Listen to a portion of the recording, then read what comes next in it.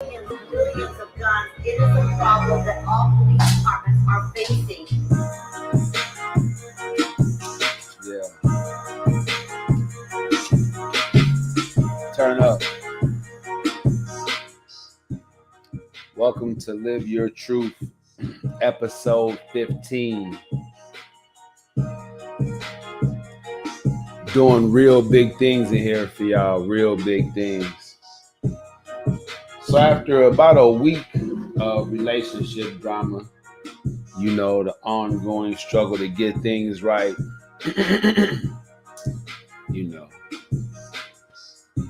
we have a breaking news story out of Dallas. Child addicts and the drugs they love. Now, parents who are just loving their children and doing stuff for their children, giving them everything they want, whatever, like not really paying attention to the fact that in the community and in the environment, evil lurks. How do you talk to your child? How do you get them to open up to you about what they're doing when they're not in your presence, right? How do you have that kind of connection with them to where they say, Mom, Dad, so-and-so offered me this and I had to say no because I didn't understand what they were trying to give me. It didn't feel right. It was kind of creepy. Or say, hey, I tried this drug and I felt great at first, but not too good afterward. I was kind of sick. Whatever the case may be, young people, leaders, do the right thing. And the right thing definitely isn't drugs. We're going to dig off into this tonight, leaving no stone unturned in an attempt to make sure that you guys get the full measure.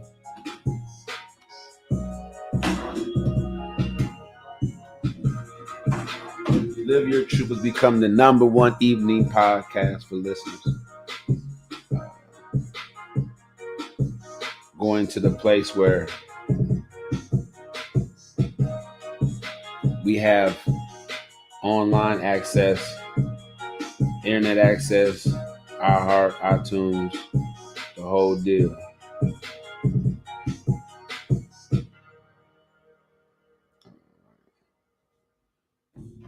Putting stuff up there, man, getting it done right. Recently, I sat down and listened to W. David Mark's Fake. Can't believe that happened. All right. Want to give a healthy shout out to all of you guys out of there. Give y'all a healthy shout out. When you hear this sound, write it down. Let's go. All right. What do we got going on here? Cancel. I was screen sharing something here, but I was trying to screen share something there. I'll go back and delete that.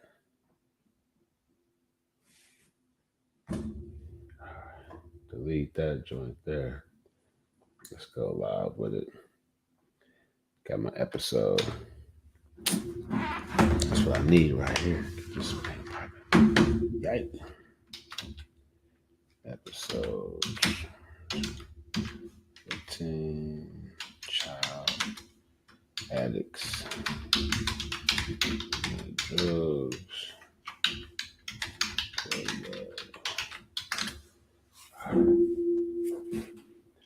So young people who are into partying at a young age, that can be detrimental in huge ways. We're going to dive in tonight into what it looks like when your young person is an addict. All right. Go straight over there. But let's talk about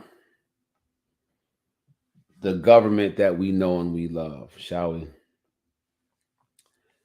So for those of you who don't know, the American government buys and sells drugs. Say it again. When you hear this sound, write it down. The American government buys and sells drugs. That's what it does. Okay. There's no way around it. It's documented. No one's doing nothing about it. It's gangster. They buying and selling drugs. And so when the drugs get here, though, the American government gets to tell you, yes, you, the viewing audience, who the real criminals are. They get to tell you who you should view as a drug dealer, who should look like. Like they actually almost brand drug dealing to a certain looking people. Now, I can't say type, a certain looking people. It's tough. So what happens when the kids that you all have don't realize that people are selling drugs that look like them too? If you tell them, watch out for the drug dealers, we all are almost given a stereotype of who that would be. You know, you can't fool kids. Kids know. But what happens when that person handing them drugs looks like them? Let's check it out. The Dallas Field Division announces the seizure of over 11.4 million deadly doses of fentanyl and over 7,000 pounds of methamphetamine in 2022. I'm just now seeing this article because I just heard about it on the news. But the thing is, everybody, how many lives would have been saved if the parents of those young people had a real righteous relationship with their kids? See, y'all thought I was going to say something about the government, but what if the parents to these young people had properly instilled in these young people, hey, look, you can come talk to mom and dad about anything you want to do. But before you try something new, trust us and love us enough to holler at us first. Yeah. Teach these young people some respect in the home first, then out in the community. Teach them. Because if you don't, somebody else will. Now you look at how all these drugs were seized in 2022. And to that sounds like a lot. But that's nothing compared. That's not even a cog in the wheel of the drug game. 11.4 million daily doses. How they break that down? It's crazy. But needless to say,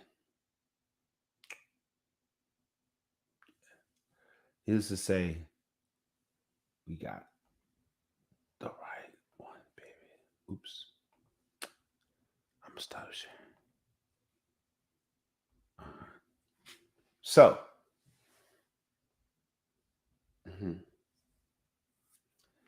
as I roll right through this real quick for y'all, break it down. So the drugs are here. They knew it. I don't know if you guys, as parents of these, we're gonna move into the story, but I don't know if everybody, because I was here. I don't know if we got like a warning, like there's tons and tons of drugs in the area. None of us were warned. Now let me go into why that's necessary. Why I think them should have warned us is necessary. Let's look at how this affected our community. All right.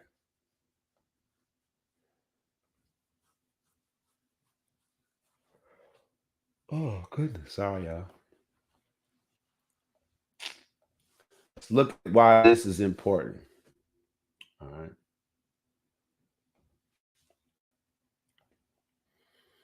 So they knew the drugs were here. Didn't tell none of us for us to start talking to our kids about there being millions of pounds and millions of doses or whatever of a serious person maiming, killing, paralyzing drug out there. They don't think to tell us that, right?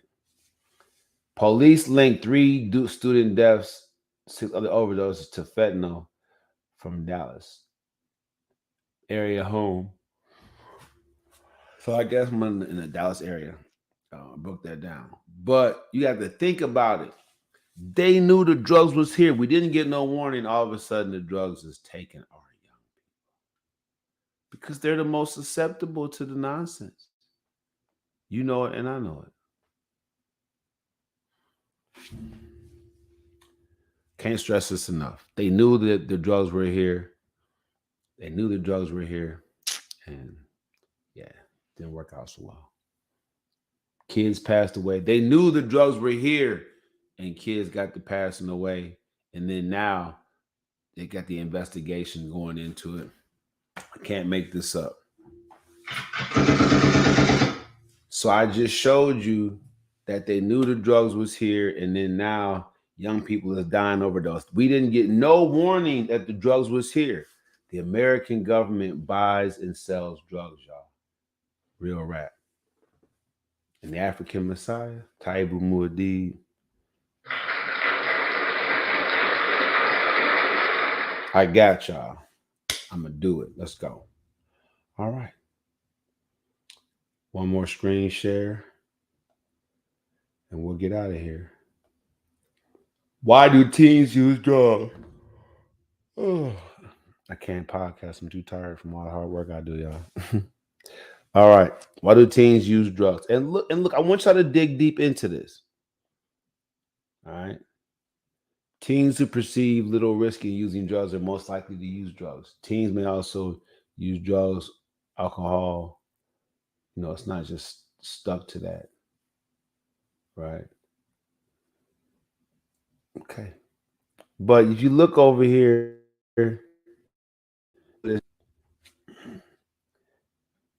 teens may also use drugs, alcohol to relieve boredom,